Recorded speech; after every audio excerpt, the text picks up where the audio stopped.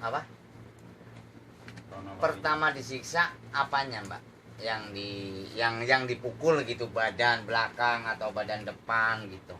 Tadi sore itu, tadi sore.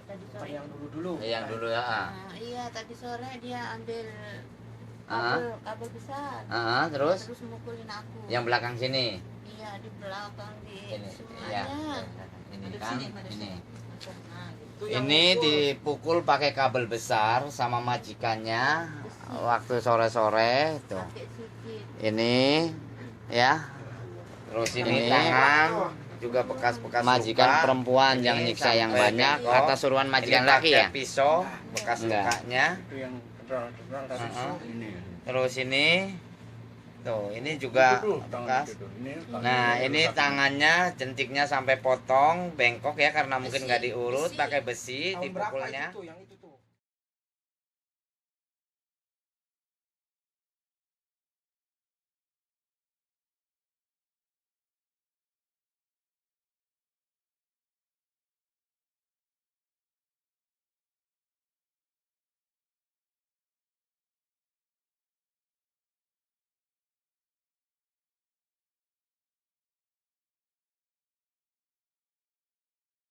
Saat itu saya baru aja pulang kerja.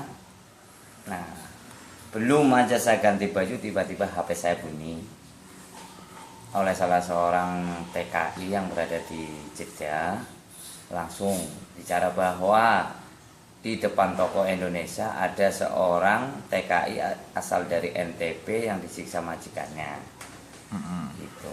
Karena saya istilahnya belum istirahat, langsung saya meluncur ke TKP dan kenyataannya memang benar ada seorang ibu-ibu di depan toko lagi menangis kesakitan.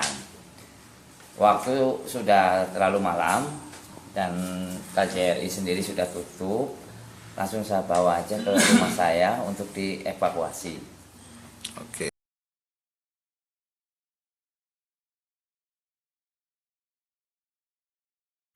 Kalau menurut saya ya seperti ini, kalau memang kita masih bisa dan sanggup, kita langsung aja serahkan ke KJRI. Tapi kalau seandainya istilahnya efeknya nantinya kena sama diri saya sendiri, ya terpaksa kita memanggil polisi gitu.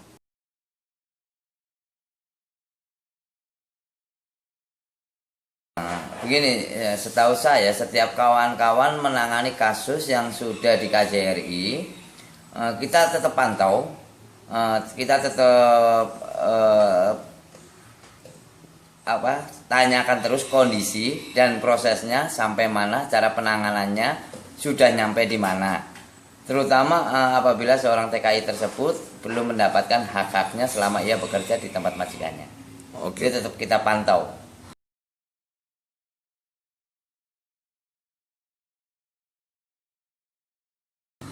Itulah yang sering disesalkan sama rekan-rekan PMI, terutama anggota PMI SA. Di saat kita darurat, ya, pihak KJRI tetap tidak akan membukakan karena dengan alasan bukan jam waktu kerja, gitu. Jadi sedarurat apapun itu, meskipun sedarurat apapun, kecuali kita meminta surat kematian. Kalau malam memang kadang itu suka dilayanin gitu ya. Tapi setelah kita tahu bahwa KJRI Jeddah itu susah untuk mengeluarkan itu di saat mereka tidak lagi bekerja atau mungkin dalam garis miring lagi istirahat, kita kadang-kadang menghandle sampai besok paginya baru kita serahkan gitu. Oke. Cuman sebelumnya juga harus ada sudah ada laporan, terutama ke pihak konsuler atau lewat HP, SMS, ya SMS atau apa. Paling mereka menyarankan oke, besok pagi bawa ke KJRI, temui saya, paling gitu aja. Yang sering terjadi.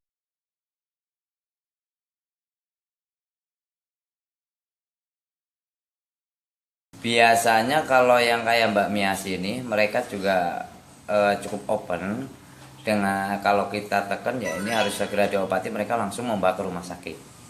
Apalagi seperti Ibu Miasi ini kan begitu keluar dari rumah majikannya memang yang dituju adalah Safara Indonesia. Intinya jadi karena mungkin waktu sudah sore atau udah malam, udah nggak ada jam kerja, jadi udah tutup. Akhirnya dia ke warung Indonesia yang berada di depan KJRI.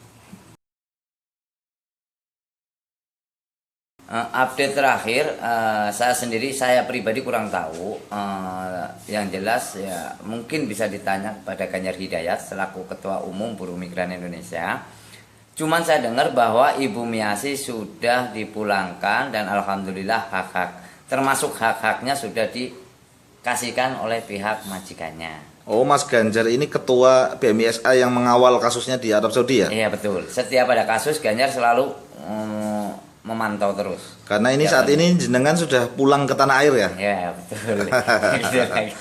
Oke, menjadi pengusaha di kampung.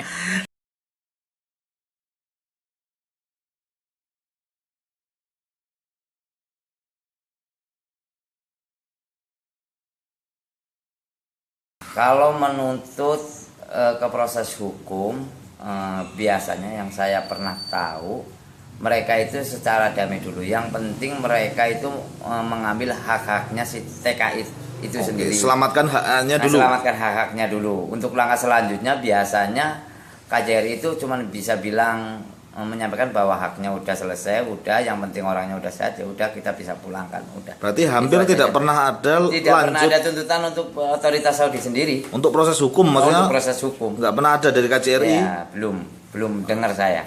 Nah, intinya kalau untuk yang penanganan begini yang penting hak-haknya, terus dia dibawa ke rumah sakit, intinya udah diobatin, ya udah pulang. Oke, tapi proses hukumnya nggak pernah jalan ya? Ya, kurang tahu kalau pernah jalan dan tidaknya saya sendiri nggak tahu ya. Karena memang nggak pernah dengar gitu. Oke. Gini. Bagaimana asuransinya diurus itu?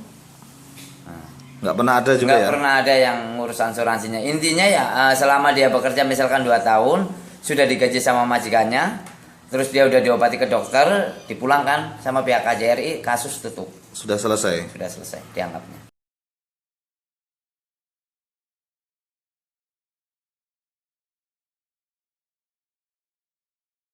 Ya kalau pesan saya, kalau memang ada majikan yang sudah berani menangani, jangan sampai berlarut-larut. Sekali majikan menangani, cepat-cepat laporkan aja ke KJRI. Kalau memang nggak punya HP, nggak punya apa, usahakan untuk bisa keluar. Tapi jangan sekali-kali mampir ke kamar supir ataupun ke kontrakan ataupun ke saudara. Langsung aja yang dituju adalah KJRI. Itu langkah lebih aman karena kita nggak akan disalahkan oleh pihak KJRI. Oke, ya terima kasih Mas Raffi. Sama-sama.